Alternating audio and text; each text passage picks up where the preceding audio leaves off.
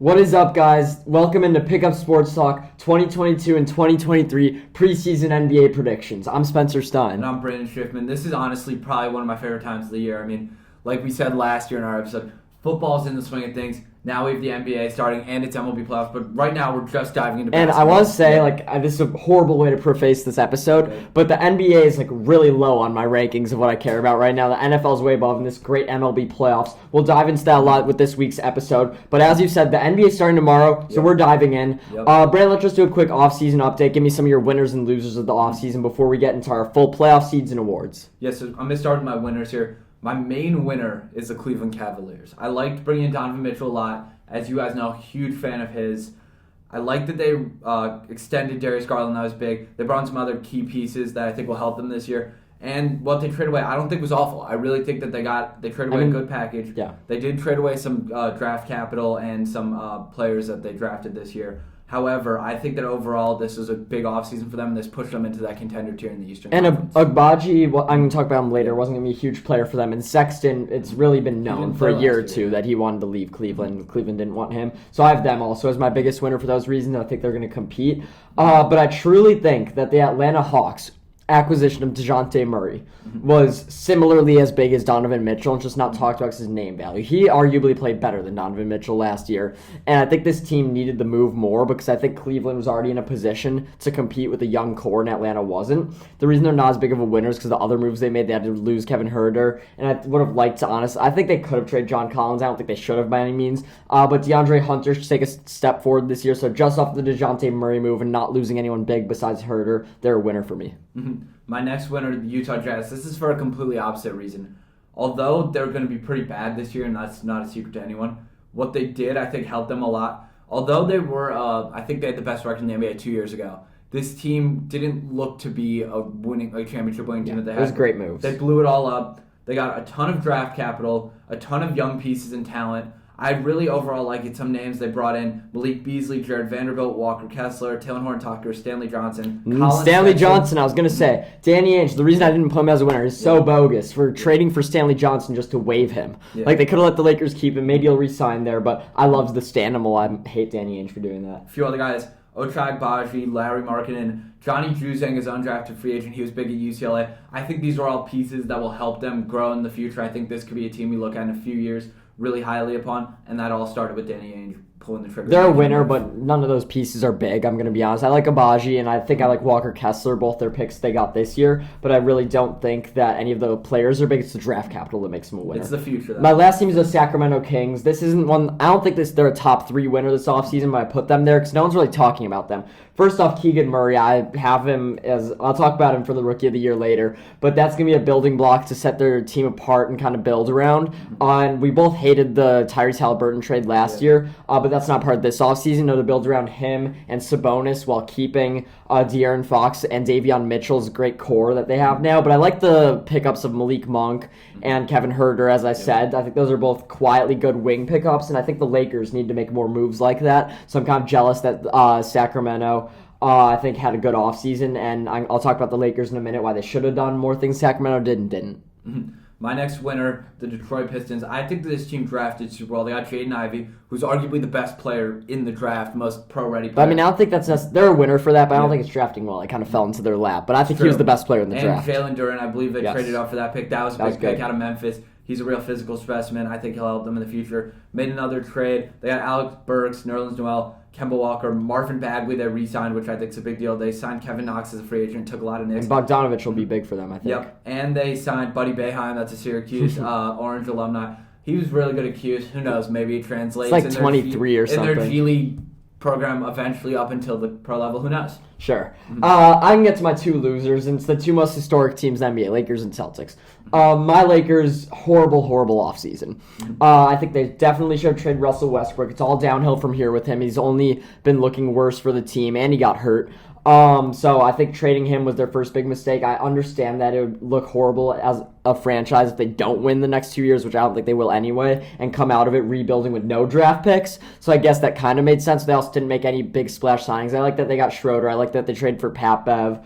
But the bench is really weak now, and that's why if they could have traded, even if they had to give 2 picks with Russell Westbrook to get Hield and Miles Turner, they could have had a good starting lineup with Pat Bev, Hield, Turner, AD, LeBron, and keeping Dennis Schroeder off the bench. So I think the Lakers have potential to do that. I still think they should go re-sign Carmelo Anthony. He made a difference to the team last year. I don't know if he'll want to re-sign, but I think the Lakers are the biggest loser. And the Celtics, they actually made some good personnel moves. I loved the Brogdon pickup, but just off losing their head coach, which was not their fault, made sense why they lost him, even though we don't know all the details yet.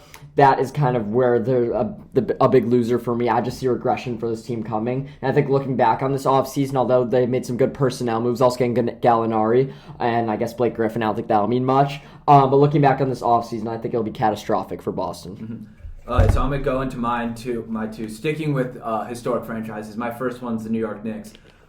This might be controversial. I didn't love the Brunson signing. I think they gave him a ton of money, and I think that actually will hinder RJ Barrett and what's their other guard's name? I'm blanking on him. Quickly. I think it will hinder Quickly and Barrett's future with the team in the sense that I think those were the guys they need to focus on developing, and bringing in a guy like Brunson, although he's very talented and showed a lot of great things in Dallas, I think it hurts them because he's something of a gunner, as my grandpa would say.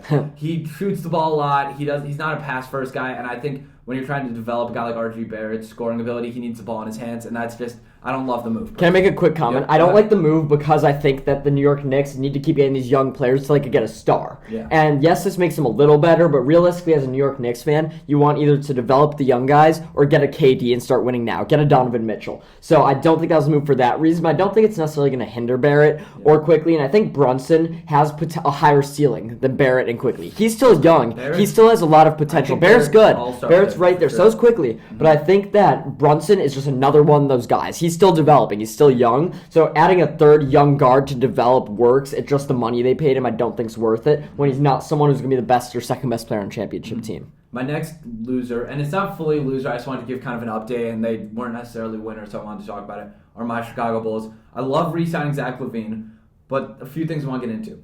We signed Andre Drummond and Goran Dragic, which at first I was happy about. I don't like Dragic. Then I was like, okay, we're signing the Brooklyn Nets guys that they didn't want to pay for. We got Derrick Jones back, which was good. We got rid of Troy Brown, so not a lot of big losses, but I think our biggest loss was not trading Nikola Vucevic or not getting another center. I know that going into the summer, it was like KD demanded a trade. The Bulls are like the third highest odds. That had me very happy for about a week. Then it was like, Gobert for Vucevic, maybe we'll make a deal. That didn't work out. And now, although we still have basically the same starting five, Lonzo's probably going to miss a big portion of the year. It's just not a lot went wrong, but a lot didn't go right. I love that we're getting back into disappointed/delusional Bulls season. I will say they're basically losers by not being winners. I actually like the Drummond pickup, but yeah, Vooch is only downhill from here. Yeah. Let's get into some awards before the playoffs. We're just going to give our projected winner, maybe a runner-up, and a dark horse for each award. I'll start with MVP. Yeah. I was very tempted to go Ja, but I think that I will never be betting on assuming someone's going to get hurt, even though it's a big question mark. And if Joel Embiid's healthy, he might be the best player in basketball. I mean, Giannis is the best, but MVP-wise, the last 2 years, Embiid would have won it if he was healthy. I firmly believe that he would beat Jokic both times.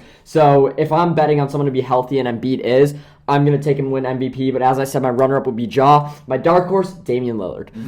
2 years ago, I would argue he was the best point guard in basketball. Better than Steph, better than Dame. Or better than the radar. And he's fallen under the radar just because of an injury last year. I think the Blazers made improvements this offseason. I think the West is going to be tough for them to get a non-play-in seed. Yeah. And I think that Dame could still shine on a bad team, and I think he's going to come back and improve it year. The big thing with him is his stats. Will his stats pop off the page the way Harden's did in 2018? I think that could definitely. And I think they might not, but I think he's going to be an impact player like Ja. Absolutely. And come up there. My picks, Giannis, I think, like Spencer said, he's the best player. He's the best player in the NBA right now. I think that his ability to just win games and put up stats and just put on freak-like performances on a nightly basis will drive him, and he just will be in this race.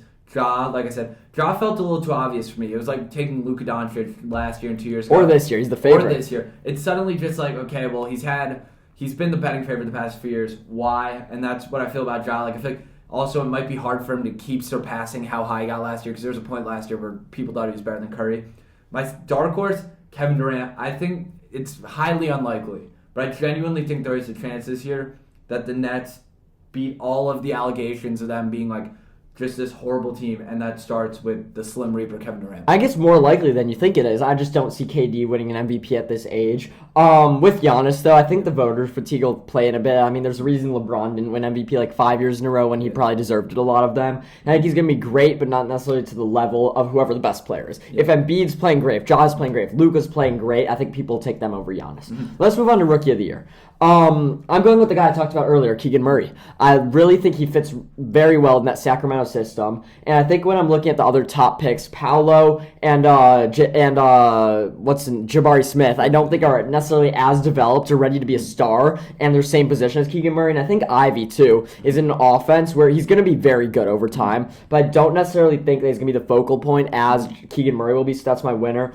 My runner-up is going to be Benedict Mathurin, same exact reason. I talked about last year, I actually don't love him long-term. But once again, he's in a place where he can be the focal point of an offense. I'm going with two dark horses here. I'm cheating a bit. Ousmane Dieng, I'm not going into it too much, but last year on draft season, I was raving about him. I was saying I think long-term there's a chance, this was my hot take, that he's going to be better than Chet on the Oklahoma City Thunder. Now with Chet down, he's going to have a lot of opportunities, and same reason for Abaji. There's a pattern in this. But guys who can be the best player on their team year one, that's what Abaji can be. So that's why I went with all four of those guys as potential Rookie of the Years. So for mine, kind of similar, not really actually. My favorite here is Paolo. I just think what he showed in summer league and what he's shown in, not like, this sounds stupid, but like in like rec leagues and even in the preseason, he's just looked like an absolute monster. He's almost reminded me of like Blake Griffin circa 2009, and I love to see that. My number 2, Keegan Murray, like you said, he could be the focal point of an offense that surprises people. That's big. My 3 is Shaedon Sharpe. I think he has all the potential to be Damian Lillard's running mate that we haven't seen yet. CJ McCollum looked great in that offense. And think about that, but just like 3 times more athletic. I think there's a great chance that Shaedon Sharpe helps Damian Lillard catapult the Blazers into one of those teams that we look at as a serious contender. I really disagree. I thought about taking Shaedon, but Anthony Simons, the two there. I don't see a world in which Shaedon Sharpe gets the starting job there. I thought about, we'll get to the most improved player next. I thought about Anthony for most improved, but I think he was good last year. I really think he's going to come into a role better than CJ McCollum will be this year. So that's why I could go Shaedon. Improved here? Yeah, I mean, I thought, unless you want to rebuttal about Shaedon. Oh, I was just going to say, I think that Shaedon, what he showed me in the preseason was great, and I think in time he will just. But you think he's taking a role on that offense where he could actually win? I think he can play the 3 as well, though. I think there's a good chance he starts at 3 because who else do they have? Like, I don't think they have a ton of depth. It's gonna be interesting. Unless they play big ball and put Jeremy Grant there, but he's more of a power forward. Yeah, that'd be interesting. But yeah, you could get into most improved. My starting most improved guy you mentioned earlier, Tyrese Halliburton. I think that although there's a lot of people in that offense, he's just continued to develop year in and year out, and I think the league's starting to get put on notice about him. I think he has a ton of potential. I think this year could be a really high, he could have a really high ceiling just as Brogdon left. I think that there's a lot of potential for him in this offense. Next guy, Kelden Johnson. He's genuinely like alone right now in San Antonio. Like, I don't know really what else is going on there. I mean, I do, but there isn't much going on there beyond him. I think there's a chance that he puts up some crazy stats this year. My 3rd, Jaylen Green. He really started to turn it on last year. I could see that continuing over this year as a dark horse. So, for me, the favorite's Anthony Edwards. Yeah. And I've talked about for months how Anthony Edwards is my favorite player in the NBA. I love his play style. I think he takes a huge step forward. So I think if he does what I expect him to, he's going to be most improved. But I don't see myself voting for him. Because for most improved, I think you have to really show a lot of improvement for not such a great player to being a great one. Ja last year versus some other guys. Yeah, exactly. Like, I wouldn't have taken Ja last year. And I think that Ant was so good last year that I can't see what he can necessarily do this year to earn most improved. So he won't get my vote, but I think he'll get a lot of votes. So at the end of the year, the guys I will be arguing for are Cade Cunningham, who I think he's finally going to break out of his shell. He's going to be what we thought he'd be last year. And that's why I don't love Ivy for Rookie of the Year, because I think Cade is actually going to be someone where he surprises a lot of people. I think this Detroit backcourt's going to be really good, but I think it's going to be led by Cade, not Ivy. And then Kelden Johnson, as you said, and as I talked about for Rookie of the Year, I love guys who are going to be the only player in their system. And Kelden Johnson, very underrated last year. I think he averaged 16 a game. Yeah. So I really like Kelden Johnson for that award too, especially with Dejante gone. Mm-hmm. Let's get into Defensive Player of the Year, Brandon. You could kick it off. So my one for this award, and I think Defensive Player of the Year is kind of a weird award because it always seems to come down to the same few guys, except for last year, weirdly enough. But my one for this award is Bam Adebayo. I think that he could potentially put up some out-of-this-world stats, and I think that Heat team is fully back from injury now, and I think that they're ready to go, and I think that he could be the leader of that defense like he was a few years ago. My next guy, Drew Holiday. Last year, a lot of people say he got robbed. I kind of agree with that. I think his defensive stats were actually better than Marcus Smart's, but I understand why they picked Smart. My third, Time Lord Robert Williams. I think, like Bam Adebayo, he could be the focal point of that defense, just holding the paint down. And a lot of people might say, like, why don't you have Giannis in there if you have him as your MVP? I think it's just like an example of voter fatigue. I don't think they're going to vote the same guy as MVP as Defensive Player of the Year. I mean, they've done it to Giannis before. I disagree with that tactic, and I think Giannis or Holiday. I'm taking a buck to win the award this year. I'm going to lean Giannis because I think they tend to go big men, but those are my two guys. Robert Williams was my second. Health issues concerning, and I don't love the Celtics this year as a whole, but I think he's going to develop into a place where we think about him like we think of Bam and Gobert, or Gobert at least on Utah. My dark horse, Evan Mobley. Everyone's kind of, ever since he's been drafted, I know it's only been a year or two, but has seen him as this, revolutionary offensive center. He's huge, he can kind of shoot, he's very versatile, and he puts up points to the post, but he's also a great defender. Yeah. And I think he's just so young that when we're thinking of the ultimate kings of the Defensive Player of the Year voting, you talked about guys, Giannis, Gobert, Adebayo. It seems like it's the same every year. Mobley's going to put himself in that conversation. He's my dark horse. Brandon, Sixth Man of the Year? I'm starting with the guy who just made more money than God himself. That's Tyler Hero. I think he just walked out of the Heat, just walked out with like $120 million. I don't know if that's more than God himself, but that's a lot for a sixth man. It's an awful lot for a sixth man, and that's why I have him up here. He's been putting up great stats for his entire career. He's a fan favorite. It makes sense. The next guy, Kristen Wood. The Mavs did an awful lot to bring him in. I think that he could potentially have a big year with them. My third guy, Brogdon. This could be hard to do just because I feel like there's a lot going on that team. He's not necessarily the sixth man on a bad team where you can put up great stats. He's the sixth man on a team that looks to repeat what they did last year. Yeah.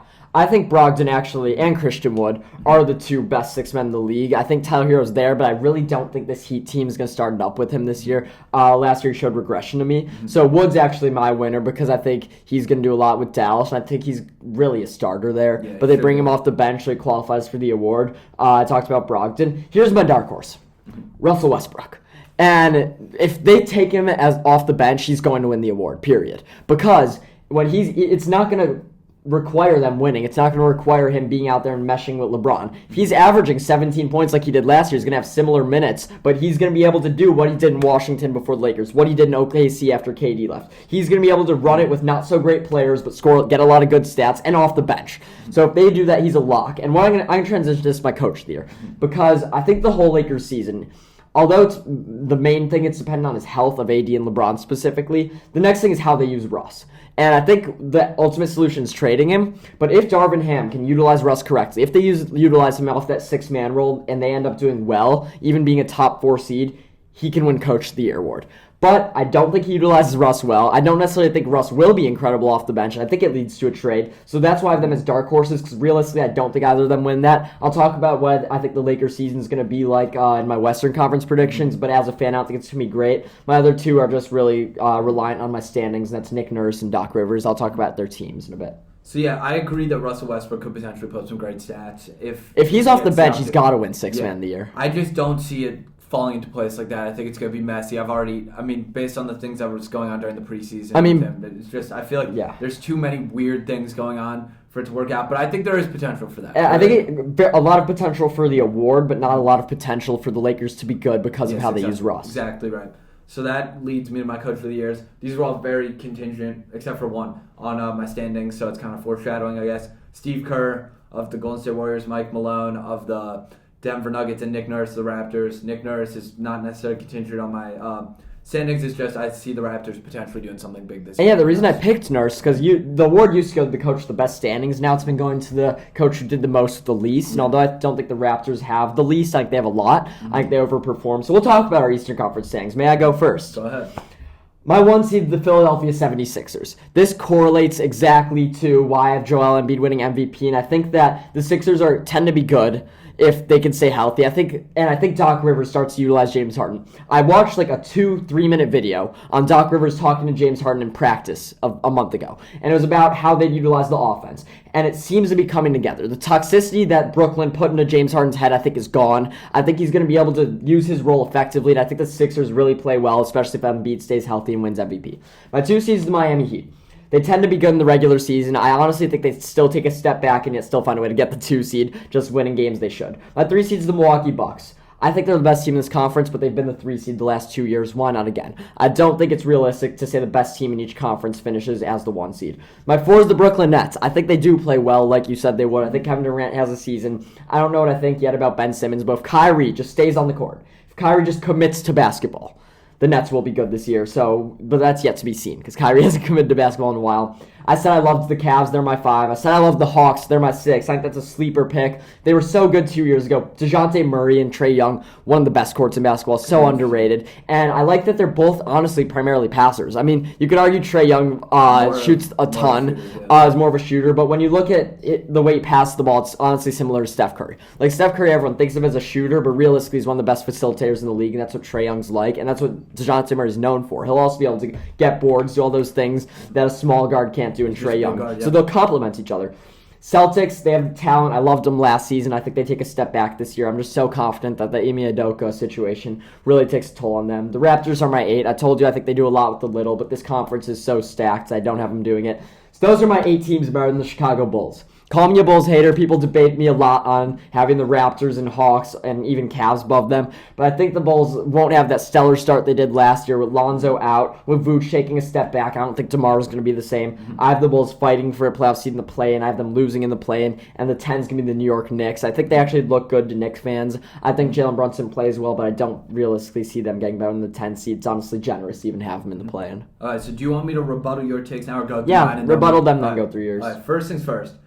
Sixers, I agree. There's a lot of upside there. There really is. Yeah. Last year, we were calling them a tragic team. Like, legitimately, Yeah. they brought Harden. I struggle to think that it's going to turn good that quickly just because Embiid's been hurt, the past 4 years? No, if Embiid's hurt, all my predictions fall apart. Yeah. But I think that Harden honestly finds his way to flow there. And I didn't want to pick the Bucks. I wanted to keep them as the 3 seed. I don't think the Heat are that great of a team. Yeah. And the Nets were too risky. That leaves me with the Sixers. And also last year I said, the East, 4 years in a row, there's been a new team out of there. Yeah. So that leaves the Sixers or the Nets haven't been the team to make it out of the East yet. So I like those teams a lot. Yeah, so I think the Sixers, high ceiling, relatively low floor depending on injuries. A team I think safer, and I'll agree with you later on, is the Heat. I think that they just seem to win games, and I feel like they're fully healthy. Yeah. I think this could work out for them. I have the Bucks higher than you. We'll get into that. I mean, the Bucks a few years ago were the 1 seed year in and year out, but ever since they've won, I think they've become that type of team that doesn't need to win 60 games. Yeah, they don't need to be all gassed. And that's also why I don't have Giannis MVP. They don't need to be all gassed during the... so you could just go through your picks. Yeah, now that we've kind of rebutted that. My 1, the Milwaukee Bucks, I think this is the safest pick right now in the sense that they're like, maybe the Heat could be a safer pick just like money-wise, but I think that the Bucks have just... They're probably the great best pick team. For the finals. Yeah. I don't love them being the 1 seed, but go on. Yeah, like Spencer and I kind of agreed. They don't necessarily always have the gas on during the regular season, but they don't necessarily need it just because of their playoff performances. My 2, the Heat. They have talent. They're healthy. It makes sense. My 3, 76ers. That's for the upside. 4, Celtics. They made some big plays during the offseason, player-wise. Their front office situation's bad, and I'm worried about it. But I think talent-wise, they should be in the conversation, and I can't justify them being in the conversation if they were lower than 4, in my head at least. My 5, the Brooklyn Nets. Like I said about Kevin Durant, he could potentially be on the forefront of something great in Brooklyn. Who knows? It could happen, it might not. They've been the biggest question mark in basketball over the past few years. My 6, the Cleveland Cavaliers. They now have probably one of my top 3 favorite players in the NBA, leading them with Darius Garland. And Garland. I love the tall Mobley Allen front court. I Great. love that. I think it'll work well for them. My 7, the Raptors. Bulls fans, I'm sorry. I'll get to you guys in a minute. To yourself? To myself. How can you be too. dissing? I'm not dissing. Raptors, I think, ton of talent there. Scotty Barnes is going to continue to develop. OG Anunoby's, I think, one of the most underrated players Indiana in the Hoosier. NBA. And I really like Siakam still. I feel like that name's completely... I thought about him for my Dark Horse MVP. Completely fallen under the radar. It's disrespectful. My 8, the Bulls, like I said earlier. Not having Lonzo's... Above the Hawks? Here's why. Here's why.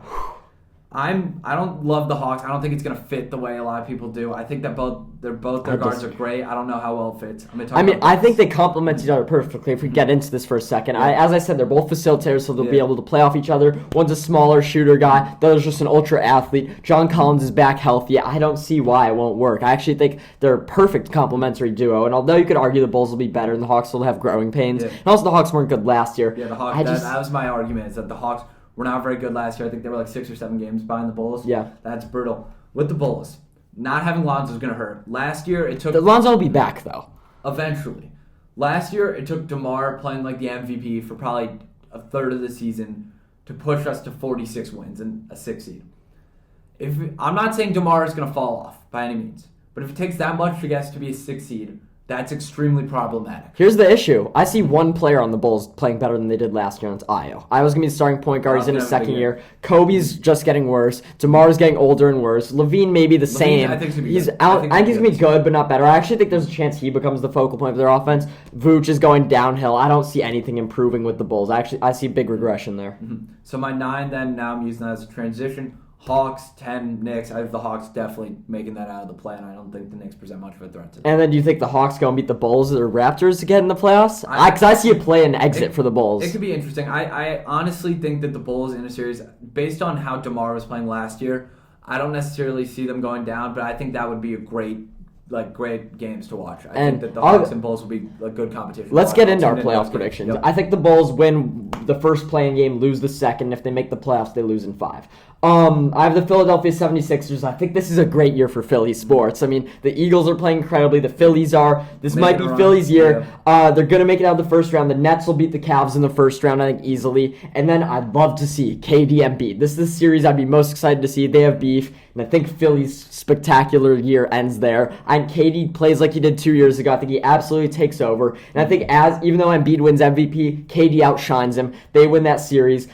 Milwaukee's gonna be too much though. I have actually the Heat getting upset in the first round by the Boston Celtics. I think last year they figured it out with the first-year coach right in the nick of time. I think they do it again next year. Still not enough to get past Miami with that. Not enough to get past the Bucks. Bucks get revenge, and Bucks Nets rematch of 2 years ago. I can't believe I'm right back here. I'm sticking with the Milwaukee Bucks again, just because I think 2 years ago the Nets almost should have won, and in a remake of that year they win like 8 times out of 10. But the difference was, KD was better than Giannis then, and I think now Giannis is better than KD. I will take the Bucks out of the East. I said it on June 18th in season 2, episode 33. I said the Bucks are the most consistent, best team in the NBA, and I'm sticking with them out of the East. And I have the same West prediction, but I'll get to that in a minute. Out of the East, I'm taking Milwaukee as well. I'm not going to break down the series individually. Some teams to look out for. The Cavs could potentially play spoiler. I think that they have a high-powered offense, high-powered team, and I think that they will be a fun team to watch this year and come playoff time. Who knows? Maybe they have a big upset. I think that the Celtics could crumble. I really do. I think that although in my head they're going to have a good regular season, I think the lack of coaching experience and whatever. I have the complete opposite. I think it's a replica of last year. They start slow, and then the playoffs, the star power of Jason Tatum takes over. I think they could crumble, though. I think that in the end they still have this kind of like momentum and this buzz from last year that could potentially push them into a decent seed in the regular season, but I think at the end they will falter. I think that the Nets could potentially make a run behind KD, but like I said, with the regular season and the MVP, it's going to take a lot. Yeah. I really do. I think that the Sixers could potentially look decent, and anyone below them, who knows, or anyone below the Cavs, who knows, probably nothing, but I hope to see the Bulls win. And who do you have the Bucks beating in the conference finals? In the conference finals, I have the Bucks. Let me see here. Sixers, Heat? Yeah, I think it's probably going to be the Sixers. I really do. My fan. Not necessarily your fan. I just think the Heat... Actually, no, I may change it just because you said that. I'm gonna keep saying that once we get to the next one. So we'll get to the West. I'll be saying you're my fan again. Okay. Just wait. We'll get into it then. Let me get to the West. You want me to start? I'll start. I have the Denver Nuggets, my 1 seed. I'm really high on them this year, and I think Jamal Murray, if there was a comeback player of the year, he's my lock to win. He's going to be an MVP. Jokic is going to be an all-star. Jokic has been the MVP the last 2 years. He'll keep playing like that, but the voters fatigue, as I said. We'll get in there. The Warriors are my 2. I think they're still maybe the best team in basketball. Going into the season, they should be looked at it because they're coming off the finals. I don't think it's going to be a big issue. Somehow. Exactly. And they added Dante DiVincenzo. I have the Grizzlies at my 3. They looked great last year. They're a big question mark for me. I really don't know how they're going to bounce back off that magical season, if it's going to be really well or if they're going to regress. So the Grizzlies are a big question mark for me. And a lot of the West, I'm kind of worried about. I don't know what's going to happen. Clippers are my 4. I don't think it's a regular season team. I think John Wall underwhelms, and I think Kawhi underwhelms. But I think PG takes over. I think they win enough games to get the 4 seed over. The Timberwolves are my 5. Once again, slow start, but I love Anthony Edwards. I think Gobert works really well defensively there. And when you don't need... It's fine that they have two centers. When you have a shooting center like Cat, they're the best shooting big man ever to live, ever to walk Earth. I got them. Dirk runs him for his money. Dirk runs him for his money, but maybe not from beyond the arc. Yeah. I have the Mavs as my 6. I think they play better than last year. I like Luka a lot. I think last year he was angry. He didn't love the fit of the team. I think losing Brunson is why I have them as a 6 seed, but I think Luka looks, more happy to be there this year. Mm-hmm. Suns, big regression year is my 7. I'm really worried about them. I think CP3 is not going to be able to capture that last ring, and I think Booker, everyone keeps... You mean the first ring? First ring. And I think everyone keeps looking for Booker, talking about him as a young talent. It's his 8th year. He's not improving anymore. So they're my 7. Pelicans are my 8. A lot of people have them higher. But I think that Zion, he's good. I don't know if they're ready to beat any of the 7 teams listed ahead of them. Here's where it gets interesting. The Los Angeles Lakers are my 9. They're my team. I think that people are underrating them. I think there's a good I think LeBron is still a top 5 player. Bleacher Report ranks him 8. Disrespectful. AD can come back. This team has a lot of potential. But when I'm looking at the start of their season, they play Golden State, the Clippers, the Nuggets, the Timberwolves, the Nuggets again, the Pelicans, all those are their first whatever I just listed 8 games, except they have one Could be a slow cupcake. Start. It's gonna be a slow start. I don't know what I think about Darvin Ham or Ross. I really think that this team can make waves, but I couldn't put them above any of the teams ahead of them. I'm really worried as a Laker fan. I think the reason it might have been a good decision not to trade away the 2 first-round picks, because this might be the last year that kind of tips it to rebuilding. I would not be angry if this team is the 8 seed at the trade deadline. They ship out AD, they ship out Ross, they ship out even LeBron. Yeah. That's a crazy thing to say. It is. I think they can't trade LeBron. I think they can't trade LeBron. It's too disrespectful. When the GOAT signs with you can't trade him. You can't do that, but it's really going to be a rude awakening for the Lakers this season. And as I said, I love the Blazers. They're my 10. But it's crazy. The West, I think, is worse than the East, but it's still so stacked. The teams I love, the Lakers and Blazers, I'm putting as play-in teams. I do think the Lakers beat the Pelicans, make the playoffs, but I'll get into my playoff predictions in a second. I'm just going to quickly stop you there real quick. Saying that the Lakers should ship away, I got it with... Not should, but if they're the 8 or 9 seed, it can make sense. When you said Ross, I was like, yeah, damn right. They should ship away Russ now. They should have done it 3 months ago. When you said AD, I was like, nah, kind of. When you said LeBron, I was like, well, okay, if the Lakers are the 9 seed in the West, come the trade deadline, why should they keep Anthony Davis? If they see no world where they're beating Denver, they're not beating Golden State, no, Memphis, not. Clippers, why would they keep AD? No, that's the thing, is I understood what you were saying with that. I was like, yeah, it makes sense, who knows. And I think they can't LeBron's going to be the one that needs to sign off on all this happening, though, at the end of the day. I mean, but why give LeBron all this power if you're the 9 seed, if you're rebuilding anyway? Forever, he should have had the power until now, but if they're a 9 seed, they should do what's best for the organization. What's best for LeBron is they give him a team that's competing until he leaves them dry like he did to Cleveland, Miami. Once LeBron leaves, we're screwed. Yeah, no. So I think you listen to him until you realize that LeBron's choosing what's best for his legacy, not for the team. Yeah, absolutely. And I love LeBron. He's the GOAT. But either way, he seems to want to play with Bronny, and I doubt that one of 30 teams he winds up with is the Lakers. But I will say that the Lakers, if any team can afford not to have draft picks going forward, it's the Lakers. They'll find a way to sign someone. Yeah, so it's fine. Brandon, give me your 10. They're overpowered with that. My 1 seed Golden State Warriors, they like Spencer and I said, kept everyone and re-signed some more. Unlimited salary cap. They're playing NBA 2K out there. My 2 seed, the Nuggets. Jokic is going to keep winning games. Yes, he's not a fun MVP to watch. Yes, voter fatigue's happening. Jamal Murray's a fun player to watch. Michael Porter Jr. might be healthy after all these years. Bones Highland is fun. He makes some weird TikToks, though. 3 seed Memphis Grizzlies. Super duper fun team to watch. A lot of young talent. I like the Kenny Lofton pick. I don't know how much he's actually going to impact them, but I think that's a future pick. I see some young Zach Randolph in him. And Ja's great. Desmond Bane's great. Jaren Jackson Jr. underrated. Brandon Clark still there. Both of them. I like it a lot. I like what I'm seeing. My 4 seed hot take. Dallas Mavericks. Like you said, hot. It's kind of hot. Luka is angry. That's all I need to say. But last year he was angry with the team. Now he's angry at all the haters. He's angry He's angry at the league. It's a personal vendetta. You saw what he did in the playoffs last year. He made Devin Booker look like his son. Watch out for your favorite player. Could be you next. Next team, Clippers. I think there's a lot that could go right there. Will it's the question. I think ton of upside with Kawhi. Kawhi's still one of the most talented players in the league. Paul George will forever be one of my favorite players just based on that run he had in Oklahoma City was crazy, and just PG-13 on the Pacers. I still think he has some of that in him. And I think John Wall, I've really grown to appreciate and like John Wall. Too. And I think he's one of the better players overall in the game for just, I want to see him stick around the league. And I think that he is a fun player to watch.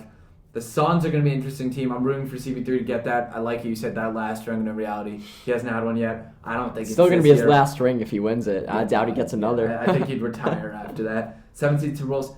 There's a lot of upside here. I don't think they live up to it necessarily. I think that they have a good chance of being a good team. I don't know how good the chances of them being a great team is, per se. Next team, the Lakers. I see LeBron forcing them somehow into the picture, whether it's through just an MVP season or them making some moves. Who knows? But LeBron won't. LeBron's going to be up top 5 in MVP voting. LeBron won't go down like that. My 9 seed, the Pelicans. I think there's upside there. They're a fun team to watch. I went to one of their games last year. The fans love Alvarado. They want Zion back. He's back. I like, Trey Murphy. And they've. How can you not talk about Brandon Ingram? I think he might be better than Zion. He might be their star. Brandon Ingram's good. They just have a lot of guys who I think make sense with them, and I think are going to have a big year overall. I like how they're coached. My 10 seed, the Blazers. Damian Lillard got his athletic running mate. Could be fun to watch. I think that overall. Who, Anthony or Shaden? Both. I don't know. And they picked up Jeremy Grant. Jeremy Grant was a big pickup. It makes sense. I like him. I just want to mention one thing about the Clippers. Then I'll let you do your playoffs. Yep. I forgot to mention this. I think they're not going to be great during the regular season, but I think there's a world in which we get the same Kawhi that we had in Toronto. There's a world in which he comes off the injury, they're a sleeper, and in the playoffs they go and beat Golden State behind his defense, and then they're the best team in the West. So I think that could happen. Brandon, I want you to give me your playoff predictions out of the West. All right, so out of the West, Spencer's going to hate on me for this. Yep. Whatever. I had this at the Spencer's claiming he influenced me on this.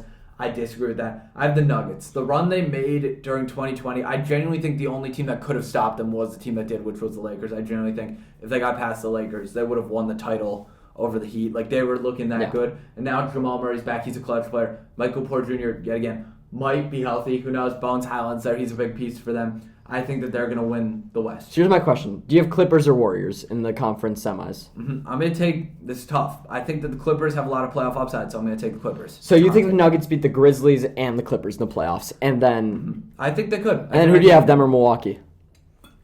I have the Milwaukee Bucks winning. Sorry about that. I didn't clarify that earlier. Yeah. Here's why you're my fan. Okay. Video from June. I don't blame you for picking the Nuggets. There's a reason I picked them. Yeah. But come on, you're making us look silly. Both picking this deep sleeper. If the Nuggets don't do well, it reflects poorly not just on me, but on our brand completely. It's not an influence thing by you. It's a genuine thing I've been looking into for a while now. I think I might change this prediction eventually, but since June, not now, but I picked this the day the NBA Finals ended, and I'm sticking with it. Jamal Murray, I love. Jokic, I love. I think this is their breakout year. Yeah. As the 1 seed, I have them beating the Clippers because I said the Clippers have that potential. I don't think that Kawhi is the same guy he was in 2019. I think the Nuggets easily beat them. And I think here's the big reason. I have the Grizzlies beating the Warriors. I think the Grizzlies, although I think they might not look as magical in the regular season, Memphis is bumping in the playoffs. The Golden State Warriors can't be expected to repeat the same performance they did last year. I think Poole is good. I don't think he's going to take a step forward. I think Draymond's going to take a step back. I think Klay is still not that guy. Steph's going to be great. Ja's going to outshine him. How about that? Yep. Ja's going to outshine him. Jaren Jackson, Brandon Clark are playing on extensions. Clark takes a step up. And Desmond Bane. Yeah. Once again, like Ant, I wanted to pick him for most improved, but how much can he improve? How much do you want him to improve? He should have won it last year. How much does the NBA need him to improve? He averaged like 19 a game last year. It was insane. I have the Grizzlies beating the Warriors. I have the Nuggets in a horrible city matchup, Denver versus Memphis. I have Denver going to beat the Grizzlies. When the NBA Finals come to shine, it's going to be the two best stars in the NBA, the two international guys, the 4 of the last MVP winners. Yep. Giannis outshines Jokic. They win that in 5 or 6 games. The magical run ends. Drew clamps Murray. Yep. Big finals. I'm taking the Bucks over the Nuggets in the NBA Finals, just like you. Can't believe we're going copy again. Okay. Here's what I'm going to say. I would, if I had to change something about my prediction, I would have changed to make it Brooklyn out of the East, or maybe Philly out of the East. I actually wouldn't have changed Denver. So I'm confident in Denver this year. I think they have a big year. And although I have no plans to be following the NBA until possibly January. I'm just hoping the Lakers play well, which I don't think they do. I hope we have a good season. I think late, I'm going to get into it. I always do. But for now, I'm focusing on baseball and the NFL, but I'm really feeling good about my predictions for this year. If we're wishing for things, I wish Lonzo Ball a speedy recovery because we need him back. Maybe they should sign LiAngelo. He's a free agent now. I think all 3 balls have bad years. I think LiAngelo doesn't get signed. I think LaMelo's injured and doesn't look great. And I doubt Lonzo comes back. So, Ball family, we wish you all speedy recoveries and employment status, I guess. So, thank you guys for listening in. Just check out all our clips, as I said, NFL and MLB regular episodes, and hopefully we'll be clipping more NBA content as the season goes on. Yeah, for sure. I know I am super excited. I think Spencer will start to get the NBA buzz sooner than later. So yeah, big time of the year coming up right now. We got football, basketball, and baseball, and even hockey. So yeah, make sure to keep tuning in. Yep. Thanks.